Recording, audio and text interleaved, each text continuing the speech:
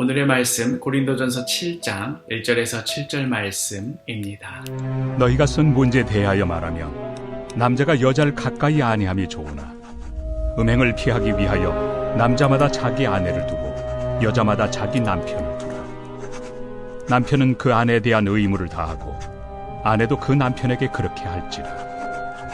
아내는 자기 몸을 주장하지 못하고 오직 그 남편이 하며 남편도 그와 같이 자기 몸을 주장하지 못하고 오직 그 아내가 하나니 서로 분방하지 말라. 다만 기도할 틈을 얻기 위하여 합의상 얼마 동안은 하되 다시 합하라. 이는 너희가 절제 못함으로 말미암아 사탄이 너희를 시험하지 못하게 하려 함이라. 그러나 내가 이 말을 함은 허락이요 명령은 아니니라. 나는 모든 사람이 나와 같기를 원하노라.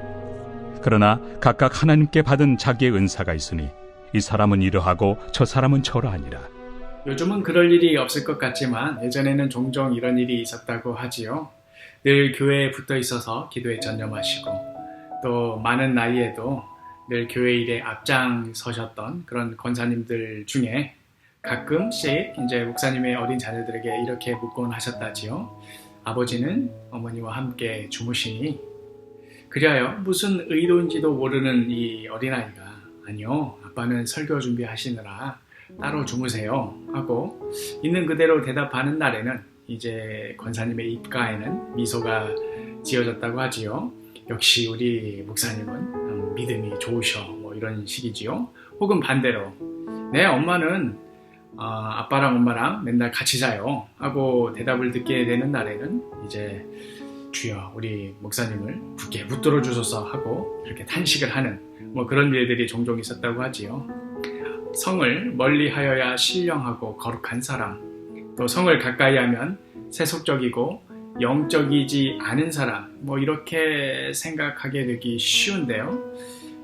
한의학 경전인 황제내경에도 양기를 굳건히 간직하고 허투루 쓰지 않으면 양기가 든든해져서 오래 살게 된다. 이것이 성인들이 지킨 도이다 하고 되어 있어서 이 공자와 맹자와 같은 성인들을 따르는 자들이라면 단연 성을 멀리해야 하는 것으로 여겼던 그런 동양 문화 탓도 있었을 것입니다. 뭐 이런 문화는 사실 동양 서양 뭐 따로 가릴 것 없지요. 어제 언급하였던 그리스 철학으로부터 영향받아 나온 영육 이혼론, 이 사상을 추종하였던 자들 역시도 성행위를 멀리하라고 가르치곤 했습니다. 아니 심지어 악한 것으로까지 치부하기도 하였습니다. 자손을 낳기 위한 필요악일 뿐 할 수만 있다면 이 멀리하는 것을 덕으로 여겼던 것이지요. 그렇다 보니 결혼을 한 이후에도 아내를 멀리하며 극단적인 금욕 생활을 시도하곤 했었는데요. 그러나 우리 인간의 약함을 우리 스스로가 너무나 잘 알지 않습니까? 이러한 극단적인 금욕은 때때로 극단적인 성적 방종으로 이어지곤 했습니다. 그리하여 고린도 교회 성도들은 멀리 있는 바울에게 부부 생활에 대한 질문을 던졌던 것이지요. 제가 전에 말했던 이 고린도 이전의 어떤 편지, 그 편지 내용에는 바로 이 문제에 대한 질문도 있었던 것으로 보입니다. 고린도전서 7장 1절 너희가 쓴 문제에 대하여 말하면 남자가 여자를 가까이 아니함이 좋으나. 이 교회 안에서 한쪽은 금욕을 마치 무슨 대단한 덕목인 양 그렇게 집착하고 있고, 또 다른 한쪽은 어차피 이제 육신은 중요한 것 아니니 어떻게 살든 영혼 문제에는 아무런 상관이 없다 하면서 방탕하게 살고 있으니 이 문제에 대한 바울의 의견을 듣고자 했던 것이지요. 그러자 바울은 이에 대해서 지극히 상식적이고도 건전한 답을 줍니다. 3절과 4절 남편은 그 아내에 대한 의무를 다하고 아내도 그 남편에게 그렇게 할지라. 아내는 자기 몸을 주장하지 못하고 오직 그 남편이 하며 남편도 그와 같이 자기 몸을 주장하지 못하고 오직 그 아내가 하나니. 남편과 아내가 서로의 몸에 대해 주장하며 서로의 의무를 다하라는 것이었습니다. 어제 말씀에서도 나눴듯이 우리의 몸은 이 세상 잠시 살면서 쓰다가 버릴 그런 하찮은 것이 결코 아닙니다. 우리의 몸은 그리스도의 지체요 하나님의 성전입니다. 또한 같은 연장선상에서 부부의 성도 거룩한 것이요 고귀한 것입니다.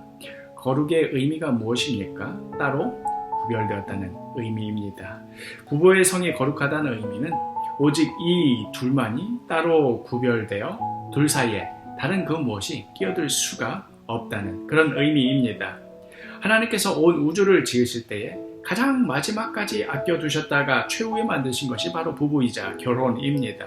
그러므로 우리는 이 결혼을 귀히 여기고 또 부부간에 서로 사랑하되 뜨겁게 사랑해야 합니다. 바울이 이어서 말하지요. 고린도전서 7장 5절 서로 분방하지 말라. 다만 기도할 틈을 얻기 위하여 합의상 얼마 동안은 하되 다시 합하라. 이는 너희가 절제 못함으로 말미암아 사탄이 너희를 시험하지 못하게 하려 함이라. 때로는 서로 기도할 시간을 얻기 위하여 부부가 각자 떨어져 있을 수는 있으나 그러나 다시 합하라는 말씀이지요. 다른 말로 하자면 그만큼 여러 가지 이유로 깨지기 쉬운 것이 바로 이 부부 관계라는 것입니다. 심지어 신앙의 이름으로 어떤 그럴듯한 고상한 목적으로 부부 관계가 서로 멀어지게 해서는 안 됩니다. 세상은 성적 이미지와 유혹으로 넘쳐나기만 하는데 오히려 섹스리스 부부들은 늘어만 가는 이런 아이러니를 보여주고 있지요. 성에 대한 왜곡적인 이미지로 인하여서 자라나는 우리의 다음 세대들조차도 올바른 정체성을 갖기 어려운 그런 환경 속에서 자라고 있습니다. 이를 물리칠 가장 강력한 무기가 무엇일까? 그것은 바로 부부가 서로 뜨겁게 사랑하는 것입니다. 우리 엄마는 저렇게 사랑받으며 살고 있으니 참 행복하겠다. 우리 아빠는 저렇게 인정받으며 사니 참 멋지다 하는 그런 고백들이 우리의 자녀들의 입에서 나오게 된다면 또 우리 자녀들도 나도 저런 멋진 부부, 저렇게 아름다운 결혼 생활을 하고 싶다 하는 그런 소망이 생기게 된다면 성적으로 타락한 이 세상을 향해 이것만큼 강력한 무기가 없을 것입니다. 사랑하는 사도교회 식구 여러분, 우리 오늘 하루도 서로 사랑하되 뜨겁게 사랑합시다. 특별히 부부간에 온 마음을 다하여 사랑하는 그런 복된 하루가 되기를 간절히 축복합니다.